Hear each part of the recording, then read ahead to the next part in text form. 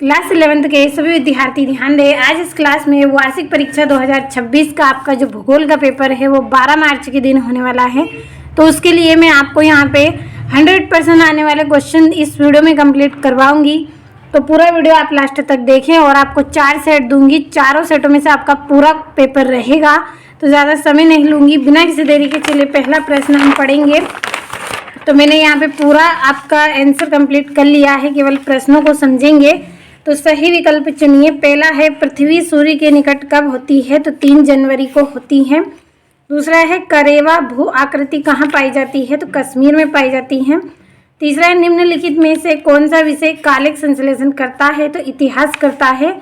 चौथा है निम्न में से किस देश में पृथ्वी सम्मेलन हुआ था, तो ब्राजील में हुआ था। पांचवा है सबसे अधिक विनाशकारी तरंग मानी जाती है, तो धरातली तरंग। और सर्वप्रथम भूगोल शब्द का प्रयोग किसने किया था, तो इरेटोस्थनीज ने किया था। ये यहाँ से इंग्लिश मीडियम वाले बच्चे आप इनको कंप्लीट करें। चलिए अगले प्रश्न की ओर हम बढ़ते हैं। तो यहाँ से जो दूसरा प्रश्न है, रिक्त स्थान की पूर्ति कीजिए। पहला है पृथ्वी की सबसे आंतरिक परत को डेडेस कहते हैं, तो क्रोड़ कहते हैं। दूसरा है वन्य जीव सुरक्षा अधिनियम डेडेस में पारित किया, तो 1972 में। तीसरा है फूलों की घाटी डेडेस में स्थित है, तो उत्तराखंड में है। चौथा है ज्वार भाटा की उत्पत्ति का मुख्य कारण डेडेस है, तो चंद्रमा और सूर्य का गुरुत्वाकर्षण बल है। पांचवा भूकंप की तीव्रता का मापन डेडेस द्वारा किया जाता है, तो सिस्मोग्राफ के द्वारा किया जाता है। और भारत के कुल भौगोलिक क्षेत्र का 1.5% भाग वनों के अधीन है, तो लगभग 24.62%। यहाँ से इंग्लिश मीडियम वाले बच्चे आप कंप्लीट करें। तीसरा आपका जो प्रश्न है सत्य असत्य लिखिए। तो देखिए समय कम होने की वजह से कुछ ज़्यादा ही मैं आपको जल्दी जल्दी यहाँ पे बता रही हूँ, अच्छे से कंप्लीट करिएगा।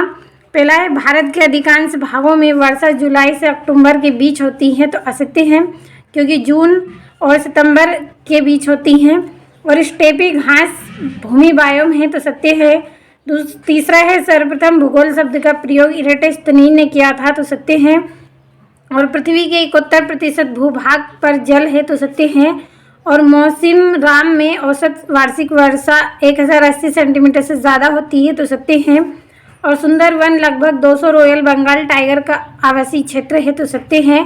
तो यहाँ से आप कंप्लीट करिएगा इनको। चलिए अगले प्रश्न की ओर हम बढ़ेंगे।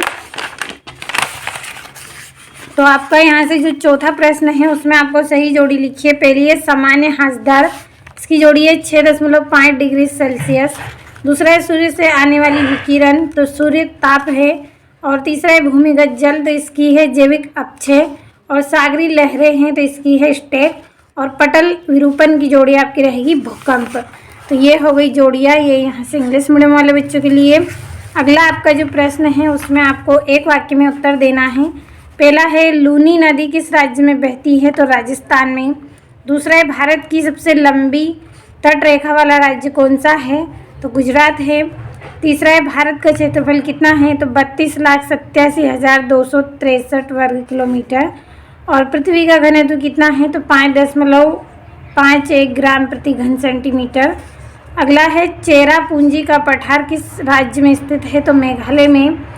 छठा है भारत का गोलार्ध में स्थित है, तो उत्तरी पूर्व गोलार्ध में स्थित है। यहाँ से इंग्लिश मीडियम वाले बच्चे आप कंप्लीट करिएगा। अब चलिए प्रश्नों को हम समझेंगे। आपका जो छठा प्रश्न है, छठा है भू आकृतिक प्रक्रियाएं किसे कहते हैं, अपक्षय किसे कहते हैं। सातवें में बांगर किसे कहते हैं। प्रायद्वीपीय भारत की किन्हीं 2 पठारों के नाम लिखिए। आठवें में प्रारंभिक वायुमंडल में कौन सी गैसें थीं। और विभेदन की प्रक्रिया किसे कहते हैं। और भारत की उत्तरी हिमालयी नदियों की कोई 2 विशेषताएं लिखिए। और अपक्षय का अर्थ लिखिए। और मृदा निर्माण के 2 कारक आपको बताना है। और प्लेट विवर्तनिकी की अवधारणा किन विद्वानों ने की थी, आपको कंप्लीट कर लेना है सभी प्रश्नों को। चलिए अगला आपका जो 12वां प्रश्न है, 12वें में आपको प्रवाल द्वीप किस प्रकार के महासागरों में पाए जाते हैं। ताप प्रवणता किसे कहते हैं। और भारत की जलवायु को प्रभावित करने वाले किन्हीं 3 कारक का वर्णन कीजिए। और भारत के आर्थिक जीवन पर मानसून के कोई 3 प्रभाव लिखिए। 14वें में जैव विविधता के 3 स्तरों को लिखना है। और 15वें में भारत के किन्हीं 3 भूकंपीय क्षेत्र लिखिए। सूखे के किन्हीं 3 प्रकारों का वर्णन कीजिए। और 16वें में भारत का अक्षांशीय फैलाव किस प्रकार लाभप्रद है। और भारत को उपमहाद्वीप क्यों कहते हैं। और भौम जल के कोई 3 अपरदित स्थल रूप का वर्णन आपको करना है। चलिए 18वां प्रश्न आपका क्या है। नमामि गंगे परियोजना के कोई 4 स्तंभ लिखना है। 19वें में तापमान को नियंत्रित करने वाले किन्हीं 4 कारक का वर्णन कीजिए। और भारत के सीमाकार मानचित्र में आपको निम्नलिखित को दर्शाना है, तो अच्छे से कंप्लीट आप करें। भरोसा रखें, आप पूरा क्वेश्चन पेपर आपका एग्जाम में रहेगा। आप केवल प्रश्नों को कंप्लीट करें। वीडियो को ज़्यादा से ज़्यादा शेयर करें ताकि आपके दोस्त, आपके जो भाई बहन हैं वो भी अच्छे से प्रश्नों को कंप्लीट करें और एग्ज़ाम में अच्छे अंक आप प्राप्त करें।